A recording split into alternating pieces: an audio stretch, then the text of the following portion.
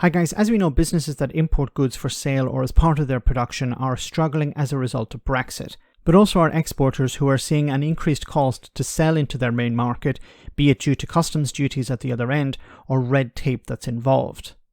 This of course goes hand in hand with problems accessing workers. More and more companies in Britain are complaining about these issues, and the response from Tory ministers is to frankly ignore them and talk about future opportunities with countries outside the European Union.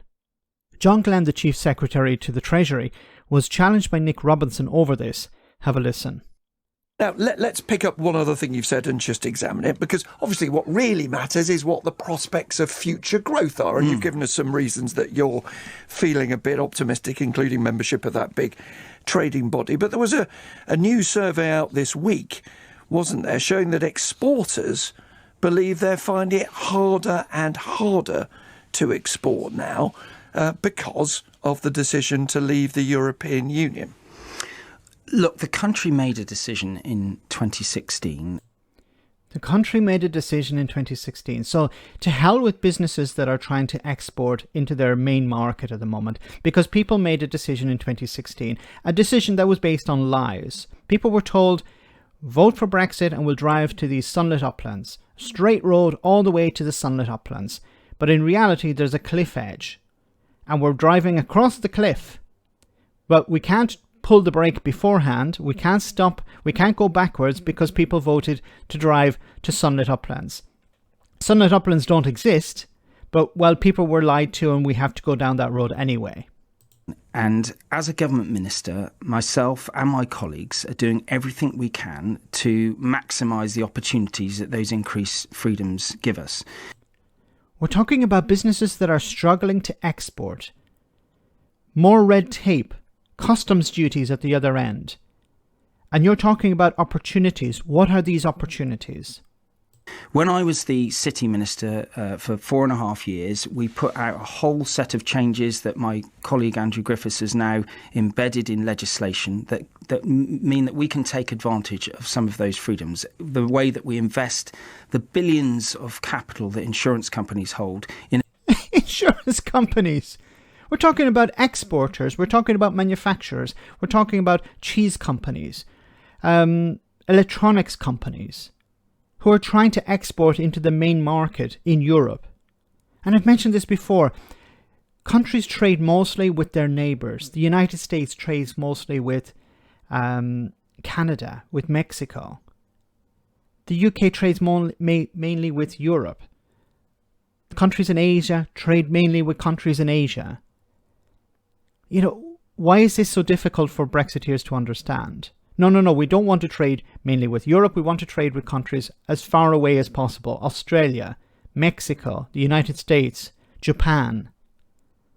In a different way by reforms to Solvency II. They will make significant... How does Solvency II help an exporter in Slough?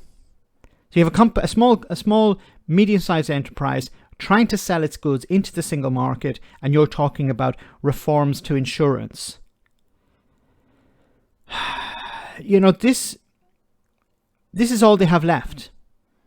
We have this sort of benefit that might help an insurance company, and this will sort of trickle down to an exporter in some small town in the centre of England.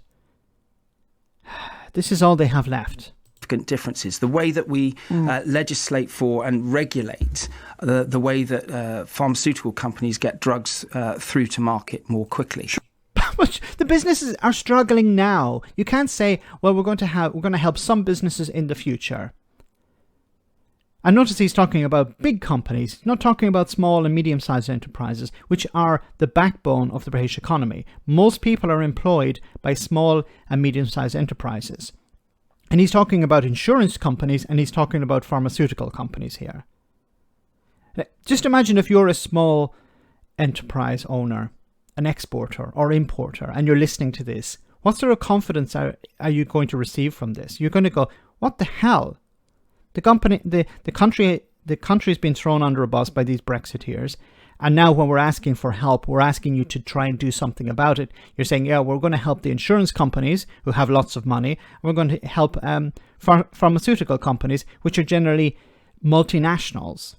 Sure, but if you've seen this survey by the Department for Business and Trade, 3,000 firms survey, 3 out of 5 think that the free trade deals, and I quote, will have no impact on their business, including half of all those firms exporting.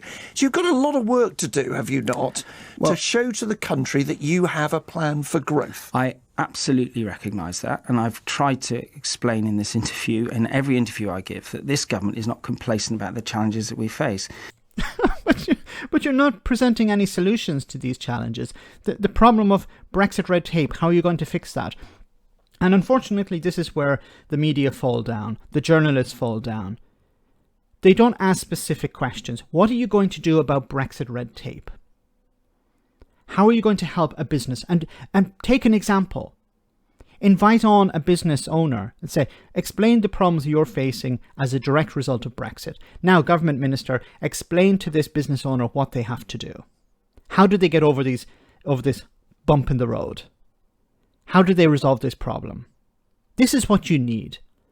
Not these vague answers about, well, we're going to resolve this legislation, it's going to help the insurance companies, and then maybe that money will trickle down to small businesses, or we're going to help pharmaceuticals, pharmaceutical providers in some way or another. We need specific answers to specific problems. But unfortunately, that's not happening.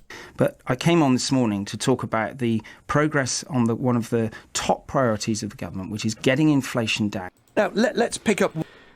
So instead, he wants to talk about inflation, which, of course, the government have very little impact on. These are global factors. So, yes, I don't want to talk about businesses that are struggling as a direct result of Brexit. I want to talk about inflation, because we can present this as a win, even though it's not. Let me know in the comment section, guys, what you think. As always, your comments are greatly appreciated. Thanks a lot.